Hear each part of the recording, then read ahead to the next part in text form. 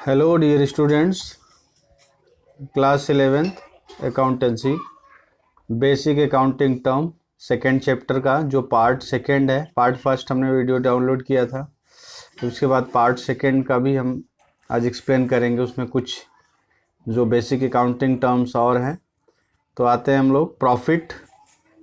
Dear student, profit जो term use होता है actually excess of revenue over total expense means cost for an accounting period. Means एक accounting पूरे period में जो हम रेवेन्यू जनरेट करते हैं या जो कुछ हमारा सेल होता है या जो कुछ टोटल ईयर में जो रेवेन्यू आता है उसमें से जब हम सारे टोटल एक्सपेंस या कॉस्ट को जब रिड्यूस करते हैं तो जब रेवेन्यू ओवर होता है या एक्सेज होता है तो वो जो एक्सेज या सरप्लस अमाउंट जो होता है रेवेन्यू का, दैट इज प्रॉफिट। सेम में लॉस जस्ट अपोजिट ये समझ सकते हैं कि एक्सेज ऑफ एक्सपेंस, वहाँ रेवेन्यू एक्सेस था, यहाँ पे एक्सपेंस। जब एक्सपेंस या cost over revenue of a business for a accounting period, एक अकाउंटिंग पीरियड में किसी भी बिजनेस का जब कॉस्ट या expense is excess, then excess from revenue, that is loss. तो जब रेवेन्यू से किसी भी टोटल अकाउंटिंग पीरियड का जो भी कॉस्ट रहेगा, जो भी एक्सपेंस रहेगा, वो ज़्यादा हो जाए तो वो लॉस होता है। तो ये प्रॉफिट या लॉस का ये टर्म है। नेक्स्ट है परचेज। परचेज जो वर्ड है यहाँ पे समझना होगा कि the term purchase is used for the purchase of goods. Means ये जो परचेज वर्ड है इसका जो टर्म यूज होता है only for purchase of goods and services. तो जो कुछ goods which the firm dealing are producing for sale purpose, वो गुड्स जो फर्म डील करने के लिए, सेल करने के लिए या प्रोड्यूस करती है सेल करने के पर्पज से, वो गुड्स अगर हम परचेज करते हैं तो ही ये परचेज वर्ड यूज होता है।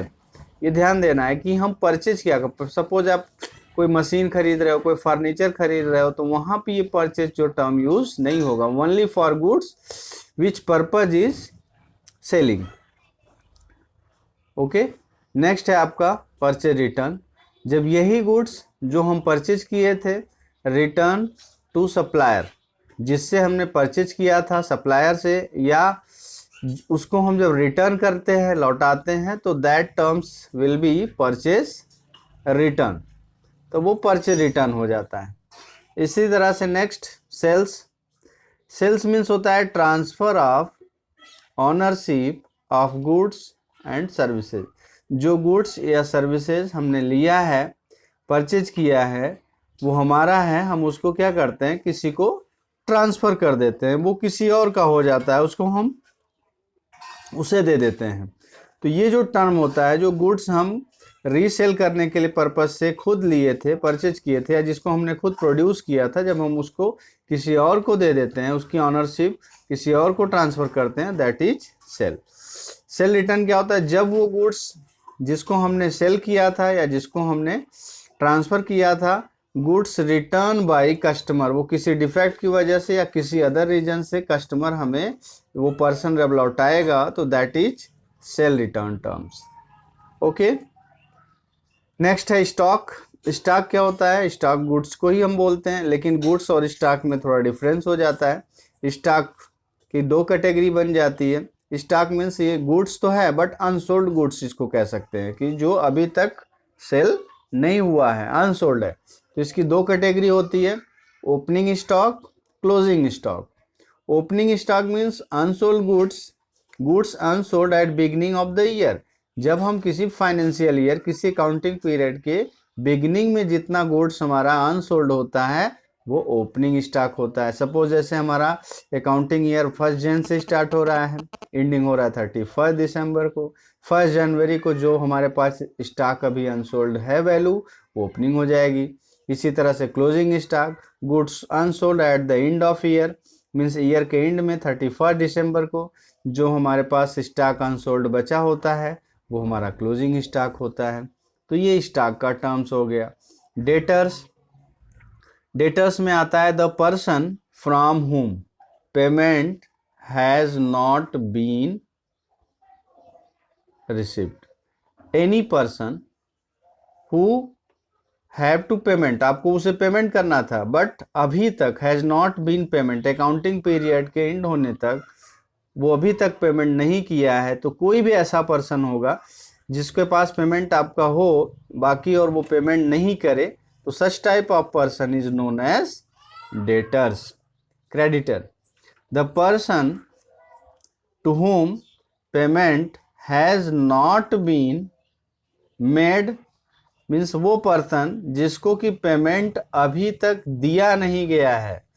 और वो सप्लायर होता है, ये कस्टमर होते हैं अक्सर, जो गुड्स तो सेल आप क्रेडिट पे कर देते हो बट वो फिर पेमेंट बाकी कर देते हैं, छोड़े रहते हैं, तो वो डेटर्स हो जाते हैं। यही चीज़ आपका सप्लायर है, वो आप उसके यहाँ से गुड्स परचेज करते हो, वो आपको सप्लाई करता है बट आप उसका पेमेंट जितना अमाउंट नहीं करते हो उतने अमाउंट के लिए वो क्या हो जाता है, क्रेडिटर्स हो जाता है।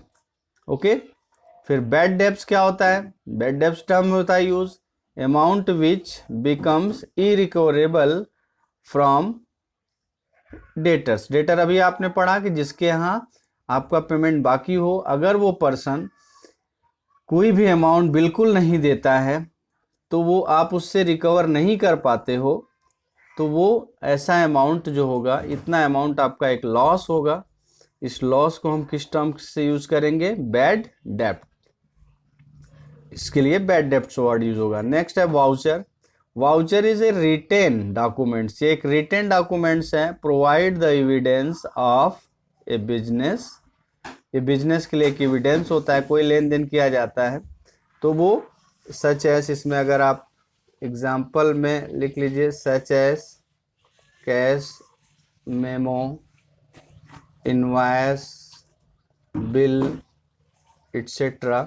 ये जो कैश मेमो वगैरह, तो किसी भी लेन देन का कोई रिटेन जो पेपर होता है, जो डॉक्यूमेंट्स होता है, वो एक एविडेंस होता है कि इस डेट को इतने अमाउंट का जो ट्रांजेक्शन किया गया, तो such type any documents is known as voucher.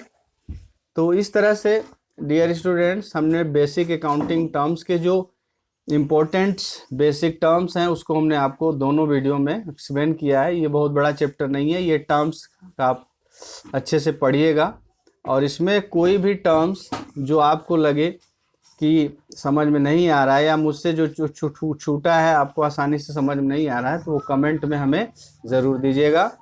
Okay, इसको एक बार अपने सारे बुक में अच्छे से रीड करिएगा। Thank you.